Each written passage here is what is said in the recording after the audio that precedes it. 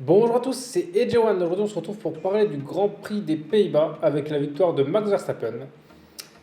Mais avant justement de revenir en détail sur cette course, je vous laisse découvrir le classement.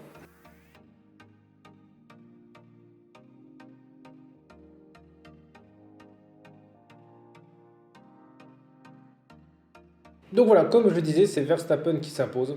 Donc il s'impose, on va dire, limite sans surprise. Parce que c'est vrai que quand on regarde les qualifs d'hier, on pourrait se dire, bon, il y a peut-être moyen de faire quelque chose, mais en fait, quand on va regarder en plus en détail la course, on se voit que peu importe ce qui aurait pu se passer, Verstappen aurait gagné, à moins qu'il abandonne. Mais sinon, Verstappen ne pouvait pas, on va dire, ne pas avoir cette victoire.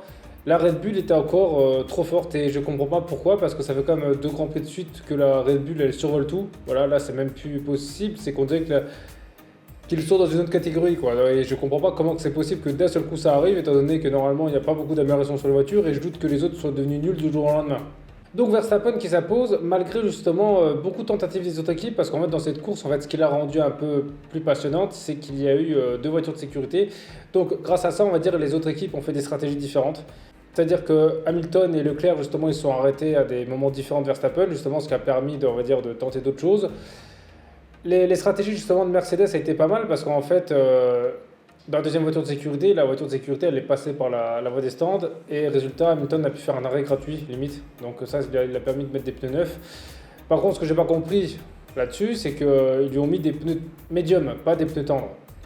Alors que Verstappen avait des pneus tendres. Mais bon, il est comme des pneus neufs et grâce à ça justement ça lui a permis de rester devant Verstappen avec des nouveaux pneus. Malheureusement à la relance, Verstappen il l'a déposé sur place. Mais ce qui est quand même bizarre c'est qu'un départ lancé, les pneus, ça joue pas trop. Sur un départ arrêté, ok, mais là, s'il les avait bien fait chauffer, c'est pas ça qui va jouer. Parce que là, il a vraiment déposé comme on va dire jamais. Parce que en soi, direct au restart, il était devant lui. Alors que la Red Bull avant, c'était pas non plus la voiture la plus rapide en ligne droite.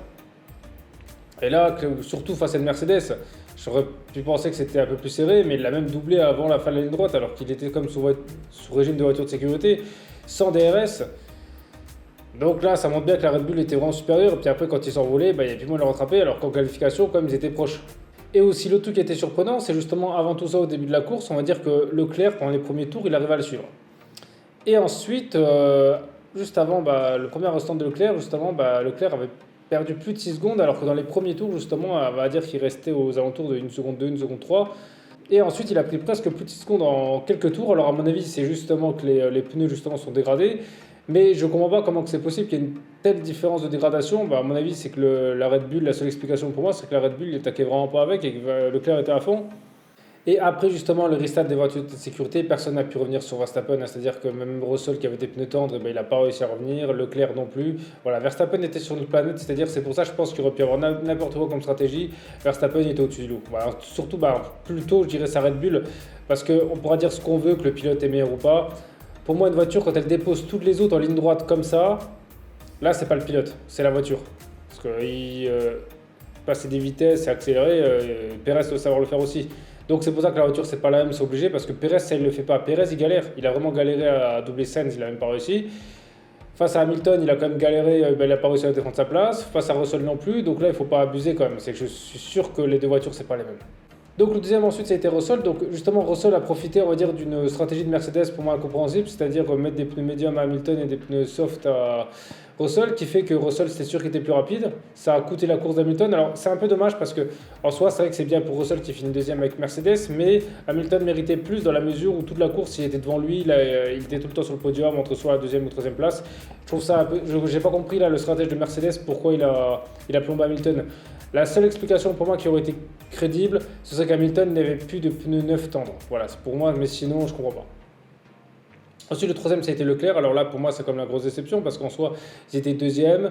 Si Hamilton aurait eu des bons pneus, il n'aurait jamais doublé, donc il aurait fini quatrième.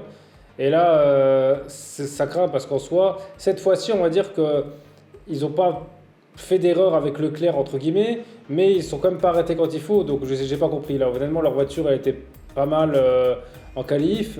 Même en course au début, elle était bien. Et puis d'un seul coup, ils ont perdu la performance. Bon, Leclerc explique que c'était les pneus durs qui leur convenaient pas du tout. Mais dans ce cas, si c'est le cas, on ne les met pas. Là, j'ai vraiment pas compris ce que. Voilà, ça m'étonne parce qu'avant, justement, la Ferrari, des fois, était peut-être moins bonne en qualif. Mais en course, ça a été meilleur. Et là c'est plus bon du tout. Je comprends pas ce qui se passe chez Ferrari. En plus, ne parlons pas justement de Sainz, parce qu'ils ont encore fait une erreur. Pour une fois que c'est pas sur Leclerc. Mais là, avec Sainz, ils se sont trompés dans les pneus. Voilà, ils ont fait un arrêt stand, il manquait un pneu. Résultat, ils ont pris 12 secondes. Ils ont un pistolet qui traînait, Perez a roulé dessus.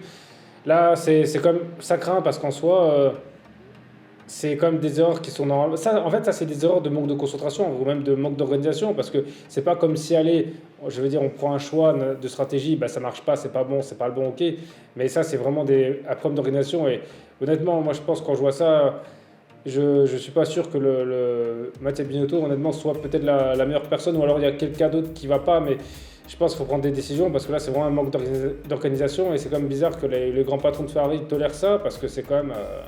Un peu dommage quand on voit l'équipe que c'était comme une équipe très professionnelle. Et cette année, justement, ils ont une bonne voiture et ils font que des heures comme ça, alors que l'année dernière, ou les autres années d'avant, non, ils ne faisaient plus que la voiture était moins bonne, mais je comprends pas. Soit c'est la pression qu'ils ont du mal à gérer, mais c'est quand même un peu dommage parce que en soi, ça va leur coûter une belle partie du championnat, quoi. Même si je pense que M116 n'aura pas gagné, mais on va dire que ça enfonce un peu le coup, quoi.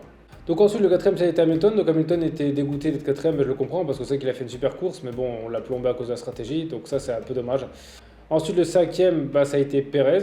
Donc Perez, alors lui, je ne comprendrai jamais un truc, c'est que il est hyper agressif avec Hamilton, mais pas avec les autres. C'est-à-dire qu'avec Hamilton, il a failli le mettre dehors, mais avec les autres, bizarrement, soit il le laisse passer, parce qu'avec, honnêtement, avec la bagarre avec Sainz, il aurait pu forcer au lieu justement lui de s'éjecter dans le décor, alors qu'avec Hamilton, il fait ça. Je ne sais pas pourquoi il a un problème avec Hamilton, mais il est hyper agressif avec lui et je comprends pourquoi. En plus, en parlant de ça, Vettel a un peu abusé justement avec Hamilton et Perez parce qu'en fait quand il est ressorti justement des stands, enfin la Vettel sortait des stands et pendant au moins plusieurs virages il n'a pas laissé passer Hamilton ni Perez, résultat Perez a failli en profiter et en plus les drapeaux bleus à mon avis je pense que dans la radio ils ont dû lui dire qu'il y a quelqu'un qui est arrivé quand tu sors des stands et même tu regardes tes rétros et je pense que quand tu vois, il a dû avoir une des deux, s'il voit une Red Bull ou une Mercedes il ne pouvait pas se dire qu'il était devant eux, c'était impossible. Donc là Vettel là-dessus je trouve qu'il n'a pas été pro et j'ai pas compris c'était quoi son but, on dirait que c'était limite pour embêter Hamilton quoi. Ensuite, le sixième, ça a été Alonso. Alors, je pense que pour Alonso, c'est comme une belle performance au niveau des qualifs. Vu les qualifs qu'il y a eu, c'est vrai que l'Alpine, elle marchait pas trop mal en course. Voilà, c'est vrai que vu que les qualifs étaient loin, je pense qu'ils ont bien géré. C'est pas mal pour les Alpines. Bah, en tout cas, moi, ça montre qu'il est toujours motivé parce que c'est vrai que vu que l'année prochaine, il est plus là, il a déjà son contrat. Honnêtement, il pourrait se dire, allez, vas-y, j'y vais à la cool. Mais bon, moi, il est quand même motivé. Voilà, c'est quelque chose qu'on ne peut pas lui reprocher. Ensuite, le septième, ça a été Norris. Alors, Norris, bah, je pense qu'il a fait ce qu'il a pu avec la McLaren, surtout quand on voit son équipier Ricardo qui finit, je crois, 18e ou en tout cas dans les derniers. Voilà, je pense qu'à mon avis, il a fait ce qu'il a pu avec la voiture. De toute façon, les McLaren, c'est la voiture qu'il y a des circuits ça marche, des circuits ça marche moins bien. Donc voilà, là, je pense que c'était un peu entre les deux. Puis c'était un circuit, c'était compliqué de doubler, donc je pense qu'ils ont fait un peu ce qu'ils pouvaient. Neuvième, ça a été Ocon. Voilà, bon, bah, je pense que c'était la place d'Alpine entre la sixième et la neuvième place. Voilà, je pense que de toute façon, les Alpines, c'est toujours ça. C'est pour ça que même si par exemple ils avaient fait des meilleurs qualifs, je pense pas que le résultat aurait été vraiment meilleur en course. Et dixième c'est Stroll, donc voilà les Aston Martin honnêtement c'est qu'on les attend plus trop en ce moment, mais voilà c'est bien qu'il a remarqué des points. C'est vrai qu'en ce moment il est plus performant que Vettel. Voilà je pense que c'est bien pour lui parce que même si c'est vrai que si un jour son père il venait à quitter Aston Martin, hein, c'est pas sûr qu'il soit gardé. Donc je pense que c'est bien pour lui justement qu'il continue de marquer des points. Et après pour moi l'autre déception c'est Mick Schumacher justement qui était en Q1 voilà, dans le top 10 et qui finit 13e, voilà, c'est un peu dommage, pas si loin que ça de Magnussen. Je pense que voilà, sa qualif est un peu gâchée. Alors après, je sais pas si c'est en la As qui est vraiment moins bonne en course qu'en qualif, mais c'est un peu dommage. Ça gâche un peu son bon résultat parce que quand on voit ça, on se dit, bon, même s'il part, on va dire, d'une bonne place, il n'arrive pas sûr. Donc ça, je sais pas, ça va porter préjudice, mais bon, j'aurais été bien qu'il fasse un petit top 10. Je pense qu'en tout cas, il en a la capacité. Donc voilà, alors cette course, honnêtement, heureusement qu'il y a eu les safety car parce que il faut dire qu'elle a été un peu ennuyante. Hein. C'est-à-dire qu'il n'y a pas eu grand chose devant. Voilà, à part. Il y a eu des actions grâce aux voitures de sécurité parce que sinon, si on prend le début avant ça, Verstappen s'est envolé et à chaque fois, entre tous ceux qui suivaient, il y avait 3-4 secondes d'écart donc tout le monde se suivait, il n'y avait pas grand chose. Voilà, bon, après, c'était sûr, vu la course, hein, je veux dire, c'est un circuit qui est compliqué de doubler. Il y a deux zones DRS, mais il y en a une, il y avait tellement de courtes qu'à mon avis, le DRS, il doit quasi rien apporter. Surtout le temps, voilà, à moins de te jeter dans le virage après, il n'y a quasi pas moyen. Et sur la ligne droite, ouais, ok, celui-là il aide. Mais c'est vrai que je pense que c'est le genre de circuit que c'est beau à regarder, de voir les virages dénivelés, tout ça.